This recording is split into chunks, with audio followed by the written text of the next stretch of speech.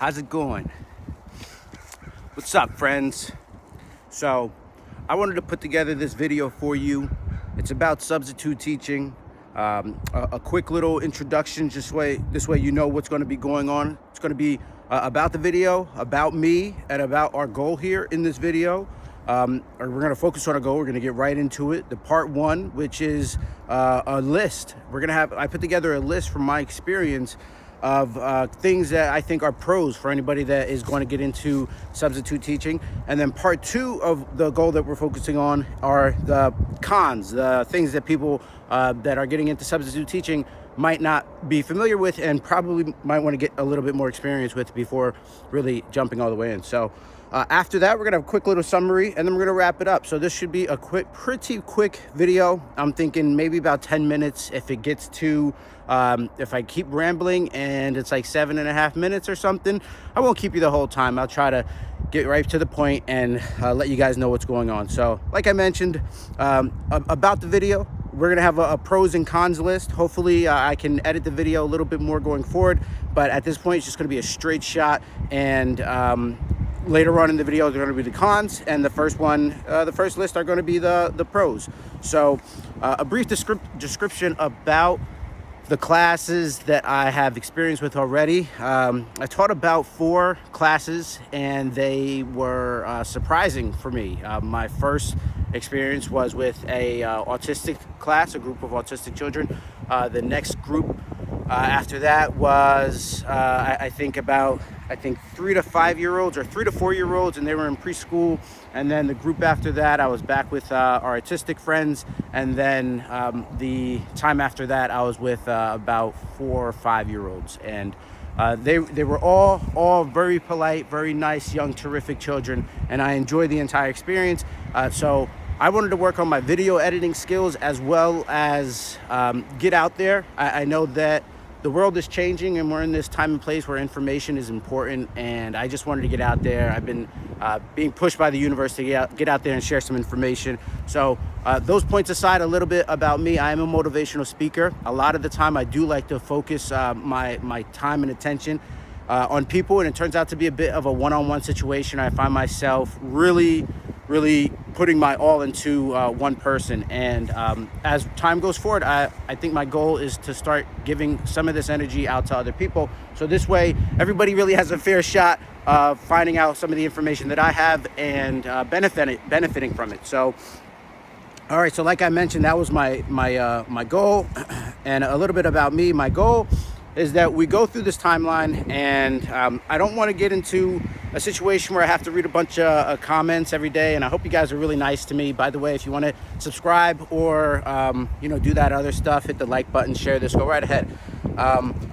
So let's talk about the goal or the outline in case I didn't yet. The goal is really for people that are getting into substitute teaching here in New Jersey, and they haven't heard much information or real information as somebody else would have it about what they should expect. All right, so we're just going to go ahead and jump right into it. Before I do, I just want to check on things. A little bit about me. I'm mid-30s. I have 2 kids of my own. Like I said before, I'm a motivational speaker. I like to focus my attention on helping people kind of accelerate through the curve. I think it's important for people to receive the best information they can as early in life as possible. And I really had a question in my mind about at what age children can really start to receive the information that is important, for lack of better words and for a different video, but really the real meat and potatoes of life, not all the information that we've been taught and asked to accept. So we're gonna go ahead at this point and jump right into, in case I didn't say it, so I wanted to interact more with kids, one-on-one, and see how much I could inspire them day to day. And it's fantastic for me, and I'm loving every bit of it. Again, this is me getting out there for you guys. So I'm going to shut up, stop rambling, keep the video short, and get right into the list now, okay? So for the very first list are a bunch of good things, all right? I'm not going to go back and forth. It's just going to be all straight shot. I think we have 10 of them here.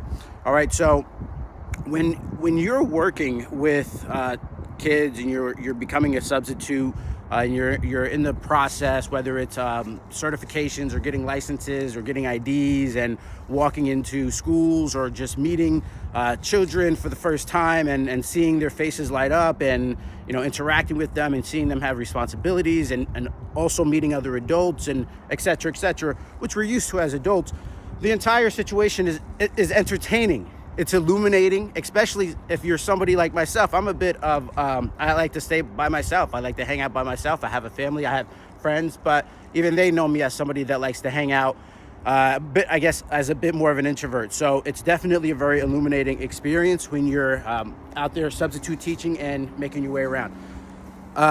Did you know that the teachers, if you decide to become a teacher, that there is a pension, there's a teacher's pension. So that's definitely on the plus side. If you decide to pursue a career and you like hanging out with these kids, there's a teacher's pension. Get into that.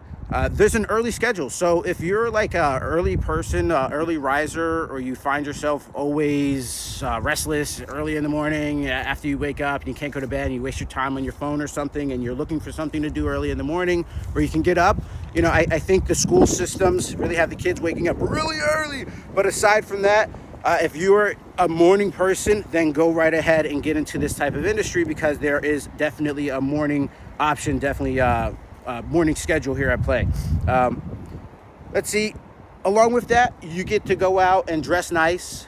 You get to meet people. I'll leave that as it is. Again, I said I'm a bit of an introvert, so I don't want to say it's tough for me to meet people, but I go out, I meet people, and then sometimes I like to be alone. Sometimes I like to be alone more than I like to meet people. But now with something like this going on, there's going to be a lot more of a, what you call it, great healthy balance. So I'll be getting out there more and getting out here more too.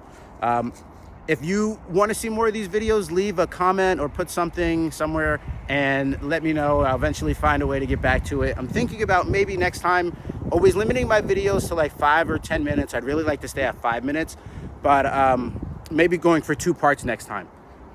All right, so aside from that, you get to dress nice, you get to meet people, you get to network. So if you're into other things like real estate or mortgages or any other kind of side business, your own side hustle, or you got kids or something, or excuse me, not kids, but if you have some business or some ideas or something going on the side, you're able to network and meet people. I think I overlooked this part here. So if there's a morning schedule, I have schedule work first. I don't know exactly what I meant by that. The schedule morning, you're able to work first, and then you have the rest of the day, I think is what I was implying on that one. So again, if you are a professional in some other industry like myself, and hopefully you'll see more videos about real estate and mortgages in the near future. For now, we're going to focus on the substitute teacher and my video editing skills and see what I can work with on my YouTube channel. I'm learning one thing at a time right now, trying to stay a little bit more focused. So you're able to work in the morning, receive some kind of income, and then also find time in the afternoon after about 4 o'clock. School's closed, so you can go home and really continue to put in the grind and work. Yearly pay, yeah, did you know that substitute teachers or teachers are getting paid throughout the year? Sure, there's probably the large majority of them that are not being employed throughout the entire year, but it does seem like if you were to be in part of the minority, I would say that you chose to be employed in the summertime, I think that you could find some hours in here and you can gain some yearly pay if that's what you're looking for.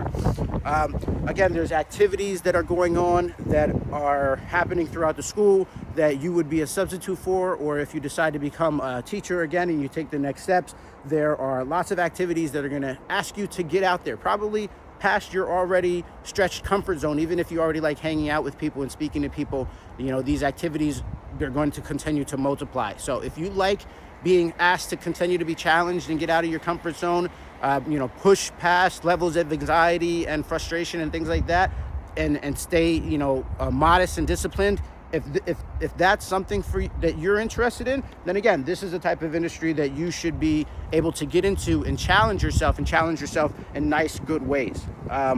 So by activities, getting out there, pushing yourself and pushing your challenges. I know we're at 9.5 minutes. I want to rush through the next ones. Maybe we'll do a part 2 now that I'm thinking about it. So I'll wrap up the list again. Kids like adults.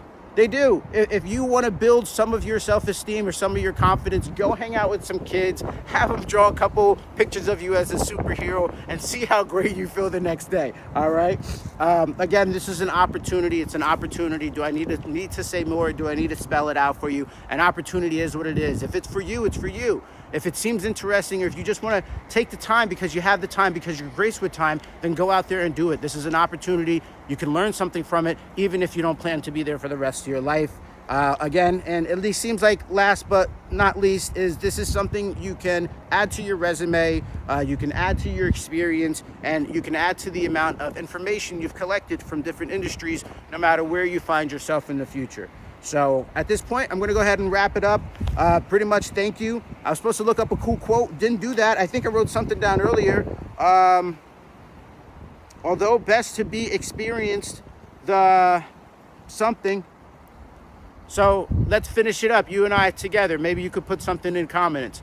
Although best to be experienced, well then no. Let's ditch the although. It's best to be experienced. So if this is for you, I'll see you soon. We'll do part 2 and we'll get into it. I got you. All right, come right back. I'll see you soon.